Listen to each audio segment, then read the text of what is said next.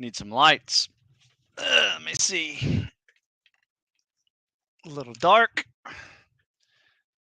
Pump up some lighting. So, hope you're having a good start to your week so far. Today is Monday. Happy Monday. And just got after it. Did our PST. We usually try to do a PST every other month, maybe every quarter, just to see where we are, depending on what job. We actually did 3 different fitness tests today. We did a Marine Corps fitness test, Army fitness test, and the Navy PST today, just depending on what groups we have that are wanting to assess themselves. So that went well. It was hot, but people did pretty well. I was pretty pleased. Some of them knew that they were going to suck on the run, and they did, especially when it's hot and humid. Probably were added another 30 seconds to their already slow time, which kind of sucked. But now we know what to work on. And so we may rearrange the workouts a little bit just to focus on some faster timed runs during the week when we tend to pick up some volume a little bit. So, for instance, a hill day, just there's 4.5 miles of running just to get to the hill. We may break those up into more interval style runs, and then maybe even take a few weeks off of running the beach and the soft sand and just hit the track. Make that a half mile, quarter mile interval workout, and get those guys back on 6-minute mile pace. So anyway, that's what the assessment did for us today. Had a few people weak on sit-ups, but that tends to be a pacing drill more than anything else. And then only a few need help with swimming. So everybody was crushing the swim. Most people were 8:30 and under. Had a couple 7:30, 7:40s. Had a few 9:30s, but that was the slowest we had. So that's pretty good. All right. So here's what we're thinking today. I have the opportunity to meet with a lot of young people that are preparing to serve. And I get a lot of them who are already in the recruitment, made it through MEPS pipeline, but they've never taken a PST before on their own, don't know what the combat swimmer stroke is, don't know what their 1.5 mile time is. And my simple question is, why? Why are you even considering this profession or any profession? I mean, I don't care if you wanted to be an accountant somewhere. You would think you do a little research on what it takes to be an accountant, what it takes to what's it like working at a particular location, where you're going to live. Those are important things that you need to consider when you are making that transition from civilian to the military. And that's why I say a lot of 18-year-olds don't even consider any of that. They're just going to follow some recruiter telling them this is the way it is. And next thing you know, you go to boot camp thinking you can take the PST and go to BUDS. And guess what? You can't. I've seen it happen many, many times. You cannot get to BUDS unless you pass a PST before you go to boot camp. And that means pass with above average numbers so you get a contract. And only the best get put up for this draft process. So if you go in there to your first PST and fail it, you're just behind the 8 ball, because first of all, you got your timeline has now started. There is now an end date to your time to prepare, because that's when you're going to ship and go to boot camp if you're in this process already. And so now you're limited to that amount of time. And if you can't pass a PST yet, and you're going to spend all that time trying to pass a PST just to get to the training, you never do anything to practice to get through the training, which means longer runs and longer swims with scuba fins and just building up a sturdy body so you don't get crushed under boats and logs. You need a certain amount of durability too. So it's more than just PSTs. I mean, getting your foot in the door to go to BUDS is one thing. Getting your foot to go into the teams and get through buds is a whole different level of preparation that people simply ignore. And that's why you see an 80% attrition rate every class at buds. Now, there are some guys that go to buds that are in stellar shape and they get cold or they get hurt or whatever um, reason. They don't like getting yelled at. Some people aren't used to failing. Some high achieving people have a hard time with failing. Um, and you're going to fail just about every day out there in something. Might be a push up, might be a run, might be just being stupid and you get dropped for push ups all the time.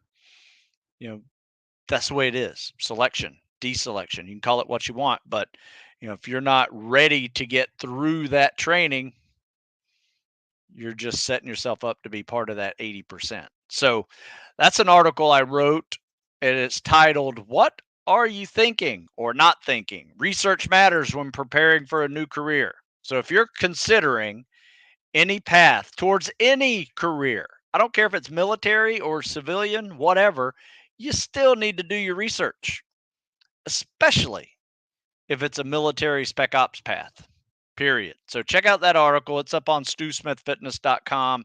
It just gives you some little insight on things I've seen in the past, like when recruiters say you got to join now and you really don't, join when you're ready. You know, what if, for instance, you want a particular job? Let's say you want to go SWIC and they're not taking any SWIC guys in this next quarter. What do? Do you go ahead and join anyway, or do you wait it out a few months and wait for your job to open up? Are you mature enough to tell a recruiter no? No, I'm going to wait it out a little bit longer. No, I need more time to prepare. No, I got to get eye surgery.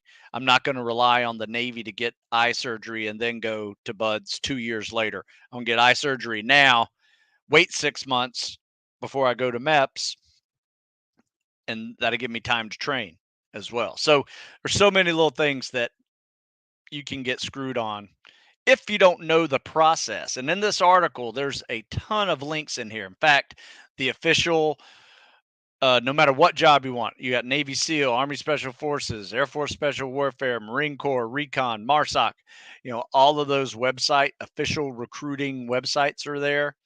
Also have the basic military research in there as well, because you probably need to do some. I mean, you are in the Navy, right? If you're going to be a Navy SEAL, you need to understand what the Navy's all about, Navy careers, and how they all work together. There's websites that can help you understand all the jobs that go together to make the Navy team and whatever, Coast Guard, Air Force, Army, all that. But you'd be surprised. Like, sometimes the first questions I get, like, what's the minimum standards for the PST? Like, what are the exercises of the PST? If you have to ask those kind of questions, you're not in the right mindset to do this. So you just need to reassess, and understand that there's a level of fitness that you probably don't have right now that you need to get. Sometimes it is very helpful to see those guys that are leaving a month from now and look at their level of fitness and you say, "Oh, that's what I need to do. What's he doing for his training?" Ask questions like that, because, when you see people crushing their PST and can go 4 miles runs easy and 2 mile swims with fins, no easy day, you need to ask them, like, how did you build up to that? Because it takes time to do that too. All right, let's take some questions. During the questions though, I'm gonna change. This is my Monday workout and review, so I'll share with you what we're doing this week. Let me just pull that up actually, because it's a good little workout this week. Starts off with a test. So today we did a PST and we worked on a little bit of what we were not good at. So some of us ran secondary. Um, as another mile and a half, 2 miles of intervals, and some did some calisthenics. A couple guys swam, but really the swim is just more technique stuff more than conditioning. Um, all right. So Joe asks, what swimming metrics do you typically use to gauge whether guys are ready for buds or not? How far should we be capable of swimming slick without fins, with fins, if you want a crushed face? Good question. Um, 500-yard swims without fins are fine. Though, some of your upper body workouts, you can probably build up to 1,500, 2,000, mixing it up with some freestyle, some treading, some underwaters, just mix it up all together. Um, you're not going to do a lot of swimming at buds without fins. That's primarily to get two buds. 500-yard swims, if you can crush that, then you need to focus on treading and underwaters and some drown proofing skills, things like that, just to gain some water confidence without fins. And we only do finning on leg day. So we'll do 2 leg days a week typically. Sometimes we'll do a third fin, but it's usually like in a spec ops triathlon type thing where we'll do a run, swim, ruck all at once. In fact, we're doing that this week. So we did a PST today, no swimming with fins today. We're going to do a 50-50 later. So probably get about 2,000 yards of swimming today. Tomorrow is a 60-minute swim with fins. How far do you get? It's also our hill day, so we'll run, do some hills, get some lunges in there. Probably build up to about 6 miles and quarter miles worth of lunges, bunch of squats, probably about 200 squats it looks like, mixed with some 800 repeats.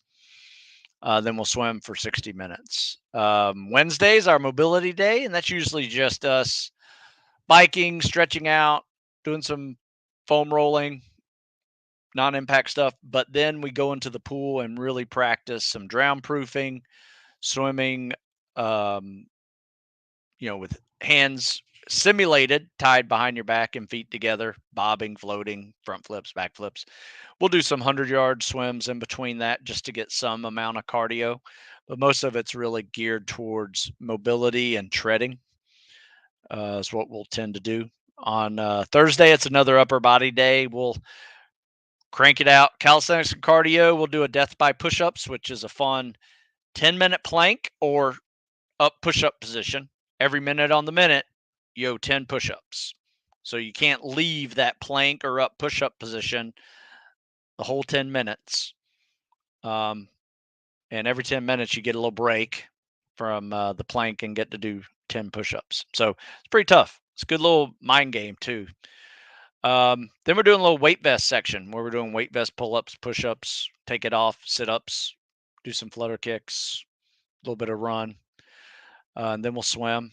Our swim is on Thursday is a set of 5 sets of 300s. And our goal on these 300s without fins are trying to get 300 in 5 minutes. So if you do the math on that, 5-minute swim is 300 seconds, 300 yards, 300 seconds, perfect yard per second pace. And it's just 5-minute swim, 5-minute swim. Can you hit that 300 mark at that 5-minute split time with a little bit of rest? Rest is needed. It's up to you how long you need to rest in between.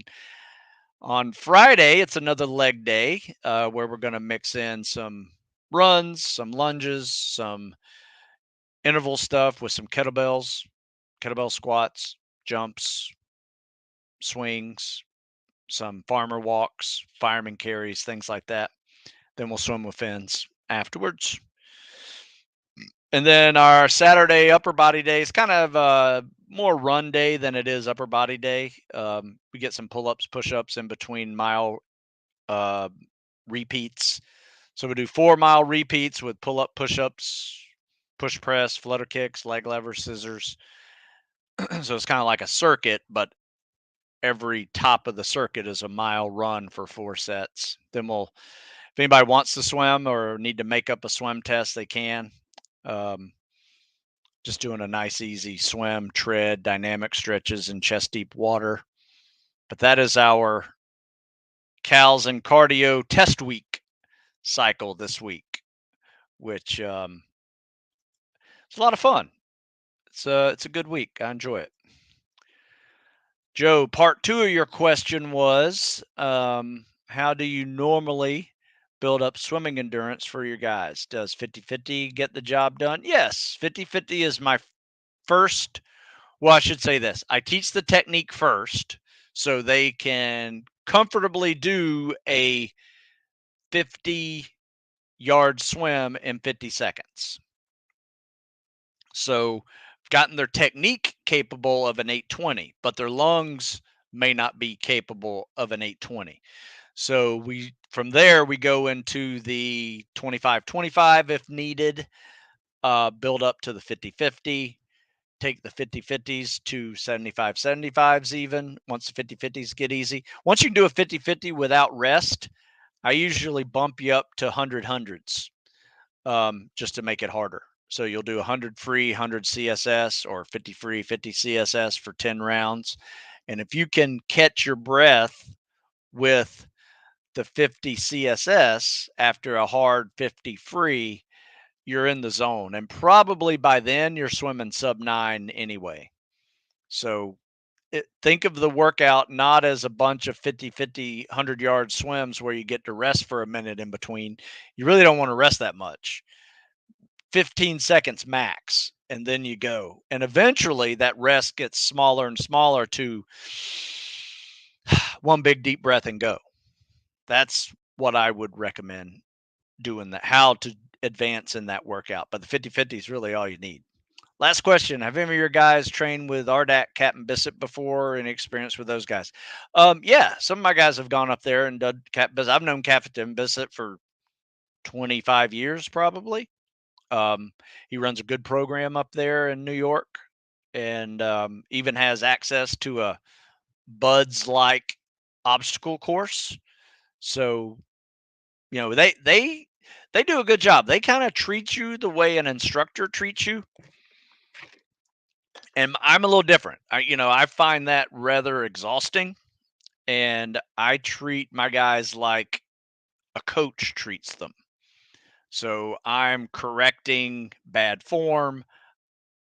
I am trying to help people get stronger, and they do the same thing. It's just a different attitude with it, and there's nothing wrong with that. I think getting some exposure to being told you're fat and out of shape and suck has its advantages, because if you're not used to that kind of negative feedback, it's kind of challenging.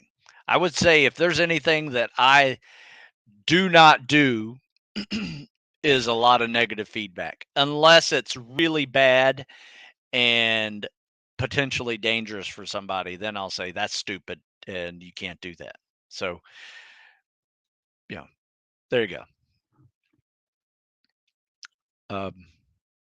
We typically have the same outcomes, just different methods. That's all. If a body part is lagging in strength, say legs, what's your approach to correcting an area of weakness? Well, first of all, my approach is not to ignore it, like a lot of people do. If legs were the weakness, sometimes you have to take a look at what they're doing already. Are they doing legs multiple days a week, like more than 3? Sometimes I see guys doing legs, something with legs, like other than running, almost every day, like 5 days a week. I'm like, no wonder your legs hurt. You know, we do 2 leg days a week, and we may add a third leg cardio day a week, depending on our mileage, where we'll add in like a run ruck combo with a hill. So it's working the legs, working the lungs, a little bit different mentality than necessarily squatting and lunging and using kettlebells, or other weighted activities. Um, I would simply readjust whatever you're doing. If you're not doing enough legs, probably start off with 2 legs a week. If you need a third leg day a week, that's probably about the max I would do. But remember, when I do a leg day, my leg days look like this. Like in the summer, we're doing calisthenics, we're doing cardio, both up hills with running, with rucking. And then we swim with fins. We'll do a lot of squats and lunges mixed in there with a ruck, without a ruck. So you're getting the reps in just differently, kind of a muscle stamina focus. However, during the lift cycle, something like this, we'll do a lift cycle in the fall and winter where we'll do 3 weeks of strength training followed by 1 week of calisthenics and cardio. So treat it like a lifting deload. That way you can kind of maintain some of your run times and your swim times and your calisthenics. We use calisthenics as warm up before we get ready to lift. And then we focus on the strength on the lift. So I would probably, if you're trying to get good at everything, like if you're just trying to be a power lifter, that's a different story altogether. You don't need to worry about all the running and calisthenics. But if you're trying to just work on strength as a tactical athlete would, I would probably go with the block periodization model where you're doing 3 weeks of lifting. I think that's 2 to 3 leg activities a week, with some muscle stamina activity as well to work some of the needs of the tactical athlete, for mile and a half running or swimming with fins and things like that. Hope that answers your question. Let's see. Sorry to bother you with another question. Not a problem, Joe. I'd prefer people ask questions, so I'm glad you are. Guys, prepping for Army SF. Yes, we have a couple. What does their rucking progression look like? How do they balance rucking with running? What you prescribe? We only ruck on leg days. So there are 2 days a week we ruck. And once again, sometimes a third.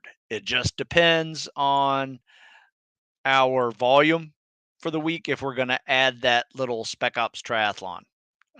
Which for my Army SF guy, if they want to swim last, they can. Normally we do like a run, a ruck, followed by a swim. But if you don't want to swim, because you don't need to swim, you can do a nice easy bike or a run, walk, cool down for that third triathlon event. But yeah, we ruck after leg day. So for instance, this Friday, we're going to the beach, running and rucking soft sand, followed by some swimming with fins and some kettlebell movements. Our Tuesday event, we have some guys training for Rangers and Army SF, and they just ruck the whole thing. So it's 2.25 mile ruck just to get to the hill. They ruck up and down the hill, and then they ruck it back, mixed with some squats and lunges on the way back, and working on their pace. Because I like to work on rucking pace as well. But all of that should be progressing similarly as a running progression would. So I wouldn't just jump into a 12-mile run one week on your first ruck. Build up, maybe start off with like 30 minutes of rucking, see if you can get 2 miles in that pace. And then, next week, maybe go a little longer, go a little heavier. So it's a nice steady progression. In fact, there's an article that I wrote on rucking, and it's called Rucking Progression and the Rules of Rucking. So I'll put this in here in the comment section, and you guys can check it out.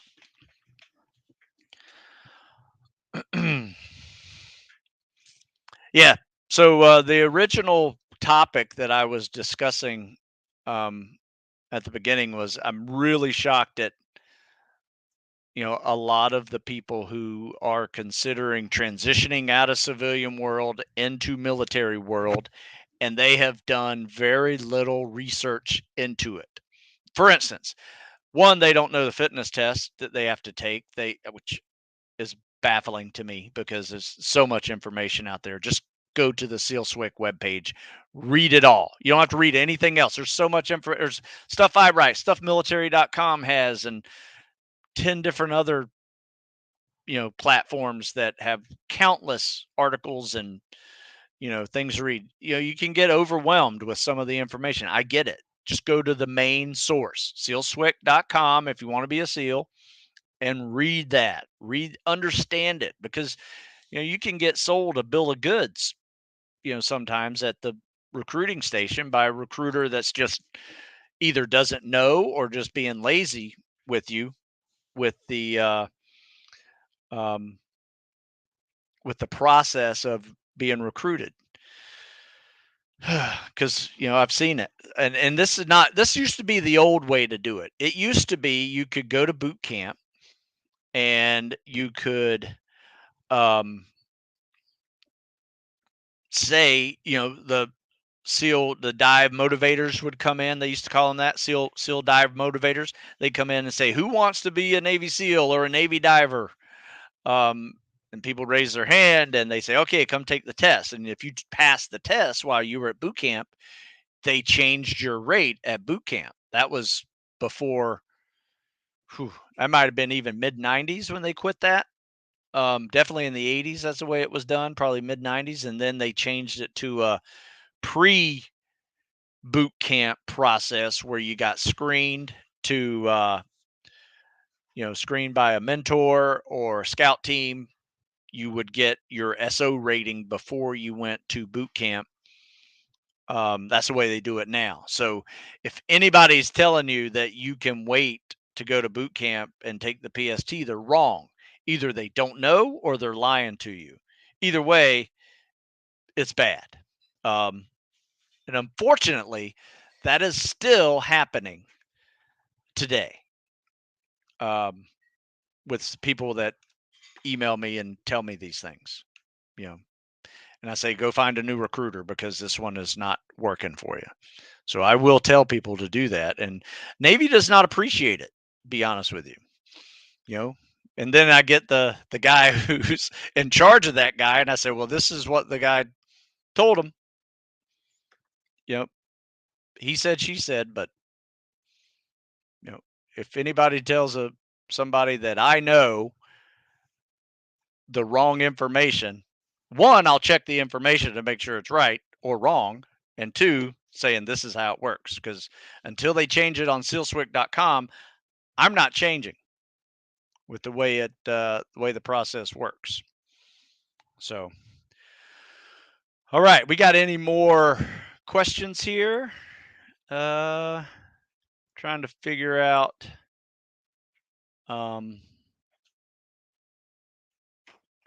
to figure out what's next. Tomorrow I'll be on here at same time, 9:00, to discuss more questions. So bring them if you think of a question. Save it for tomorrow if you like. And we'll also do some combat swimmer stroke critiques. Had one today where he did a 930 on the PST, but he was doing it in like 12, 13 strokes per length. And the guy right next to him was swimming I think he swam a 745, and he did it in 5 strokes per length. So think about that for a minute. You see a guy who's really cranking out the strokes.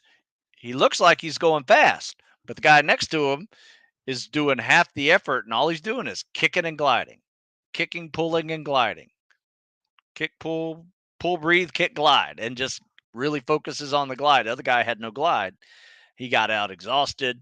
Then we went in the heat and started doing the PST part, the running and the calisthenics. He fell apart at the run. Just the way it is. So yeah, that's what we'll discuss tomorrow. Some CSS stuff. Josh says he went from 1230 to 11 in less than 2 weeks with the 50-50. Yeah. A 1230 swim might be a bit of a technique / conditioning issue. So if you can fix the technique a little bit, clean that up, and then really nail this thing down 4 or 5 times a week, I promise you, this 1,000 to 1,500 yard swim workout is going to get you in shape for any 500-yard swim. You just got to get in the pool and get it done. It doesn't take long. Literally takes 30 minutes and you're out. So it's a good quick little workout that'll do you some real good. So Joe, thanks for bringing something up here, purely for conversation's sake and what you're talking about. How easy it for you to tell whether or not which one of your guys will successfully make it? Can you tell even before they attend? That's a tough one because I have tried that in the past and I have been shocked both ways. So I've been shocked with like, damn, that guy made it, right? Surprised me.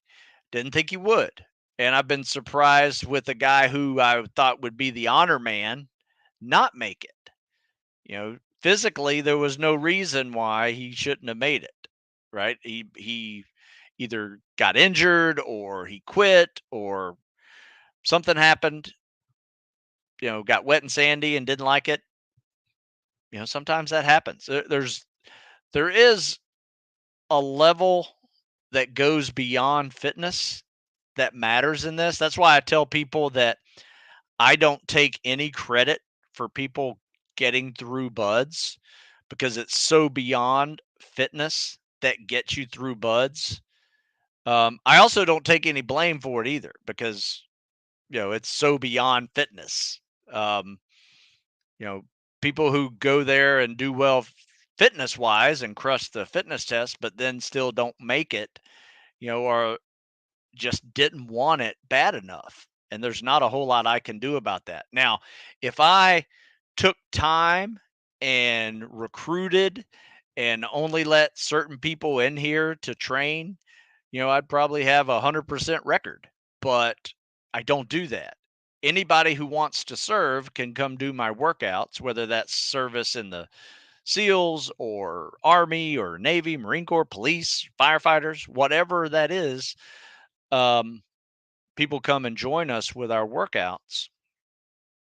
And it's just nice. It's a nice group of people that, no one's saying, why don't you get a real job? Why do you want to join the military? Why don't you get a real job? Which we all heard, going through this process. Um, so it's a group of people that are like-minded, ready to go serve in some fashion. So um, they give me hope for the future. But no, I can't tell, to be honest with you. I have like there's guys in the pipeline right now that I was like, yeah, I'm pretty sure they'll make it. But, they had a hard time. A couple of them had a hard time with an injury or getting through Hell Week and then had to get rolled because of an illness or failed pool comp or OC8 and then had to come back and do it again. So everybody's path is riddled with really hard challenges that they alone have to get through. There's not much I can do. I'm not holding anybody's hand when they go through that process. So there comes a time when it's just you and your will that are going to determine whether or not you stay there another day. How bad do you want it? And when that little voice in your head that pops in there that says, why are you doing this to yourself? This really sucks. Why don't we just go to sleep? Time to get dry, go to bed. It's cold. It's midnight. Days we started at 5:30 this morning. It's still, we got to start at 5:30 tomorrow morning. And it's midnight and I don't see an end to this evening. That will happen. There's going to be a moment where you have to have an answer for that little voice in your head that says, why are you doing this? This sucks. You better have an answer because if you don't, you're probably going to be ringing a bell. So why do you want to do this has to be firmly understood by you. It's not just a whim, not just I just wanted to see if I could get to it or through it. I just want to see how far. I've heard somebody say, I just want to see how far I can go. Like, that's stupid. You go there to make it through. So guess what? That guy didn't make it. So, all right, let's see. Good question. If you guys have questions like that, you just want me to go on a rant, I'll do it. 19-year-old powerlifter trying to lose mass. I've been there. Been there. Been there. Transitioning to calisthenics, doing more cardio. Love mobility day. I wish I'd have had mobility day figured out when I was 19. That would have been nice. Knew how long to rest between sets of calisthenics. It's kind of up to you. I've always tried to make it an active rest though when I was in that transition. So like think about all the rest you would take as a power lifter. Because I was a power lifter and I remember, set my watch for 5 minutes, after a set of bench press, not do a damn thing. Just wasted 45 minutes in a weight room easily, resting in between sets. But that's what you did, and that's, a great workout would be 25 reps of bench press at almost 2 times your body weight, if you could build up to that kind of, weight. That was a good day. We had different parameters as power lifters. Now it's just the opposite. Now it's about reps and not stopping and building some work capacity. The great thing about coming into it from a powerlifting side is you have all the strength you need. Even if you don't lift for a while, you're still going to be one of the stronger guys in the process, even though you're way off your 1 rep maxes. Though you will find that after a 6-week lift cycle, you're back to your 1 rep maxes again if you ever need to get back up to them. I didn't lift for about a year and a half before I went to Buds. In fact, my transitioning into calisthenics and cardio looked more like a triathlon or a triathlete. Um, I would go from, swimming, biking, or biking and swimming. Sometimes I did a bike run just because that combo really sucked, and then I'd swim with fins afterwards. But then somewhere in the middle of all that, I do like a PT pyramid with pull-ups, push-ups, and sit-ups, um, and just really try not to rest. And if I ever rested, I was resting with some kind of easy jog or just resting with abs, flutter kicks, leg levers, doing something to just, rest my upper body by doing some flutter kicks. So, hope that gives you a better idea of the transition process. Treat your running, though, like a triathlete treats their running, because you're probably not built for running right now. Um, and if you start off too much with running and calisthenics, it could lead to some overuse injuries. So try to do a bike, short run, bigger swim. That way 2/3 of your cardio are non-impact cardio, and you'll probably save yourself a lot of aches and pains, shin splints, and knee tendonitis and things like that by doing that. But it's a fun transition. I actually enjoy it. In fact, when I lift weights now, I do and still enjoy lifting heavy weights. It's fun to do. I do it in the fall and winter. However, I have more fun doing higher reps stuff and running now. It's just swimming and calisthenics for me is like my number one and number two activities. Throw a TRX in there, it's even more fun. Running, I still hate, but I do it because one, I can, which is nice, but two, it's not my favorite activity. All right. So, similar to your know your why topic, I'm married and in a PhD program. People do not understand why I would want to leave my PhD and join the military. So, I'm always having to explain. Yeah, that's a tough one. I think we all have had to explain in some way why, you graduate college and you go join the military, or you don't go to college and you go join the military. Um, somebody in the family or your friend circle are going to say, why are you doing this? Then you come back wearing a big old trident and people say, oh, now I see why you did this. People where I was from, man, they had no idea what I was doing. Um, you know, I went to the Naval Academy in Annapolis, Maryland, and most people around my hometown thought I was like on the USS Indianapolis, right? They thought I was on a boat called the Indianapolis, not in Annapolis. So I didn't even explain it, for 4 years. And then I went to SEAL training. Then they understood what I was doing when I was finishing SEAL training. In fact, it was pretty fun. I brought a lot of my buddies when we were going through jump school. I grew up in North Florida. So we were going to jump school at Fort Benning, which was about an hour and 45 minutes from my house. So took a whole bunch of my buds' classmates over to my house, and that was a good time. All my buddies from college were back home, and so or from high school were back home. So we had a good old time back in North Florida area. Then they understood, but it took them 6 years to kind of figure it out. But that's all right. I wasn't doing it for them anyway. Hey Stu, training for Marine Recon. What do you think I should be hitting the same standards as SEALs? Yeah, I think so. SEAL candidate is a good above average standard that I think will do you really well going for recon. I will say this: swimming with your camis on, your top and bottom on, really sucks, and treading with that too also sucks. So practice swimming with the top and bottom on, um, because it's so hard. And you can't do freestyle, so you got to do like a breaststroke or a side stroke to do it. I tend to like an elementary side stroke versus the CSS because, unfortunately, when you're wearing cami top and bottom, there's no glide phase involved. So it's a 500-meter swim, maybe yards, of just pure moving, and it's a butt kicker. Probably, I think fast swims might get it in 12 minutes, maybe.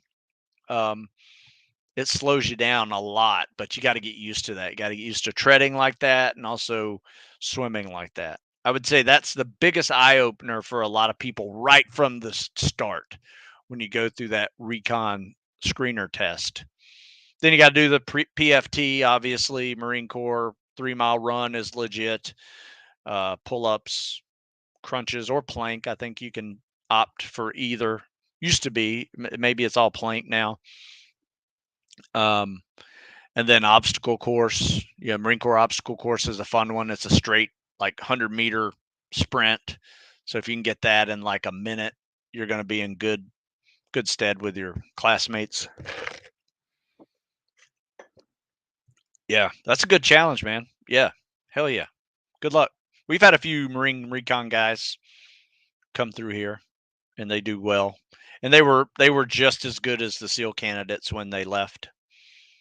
Same type of numbers. Morning.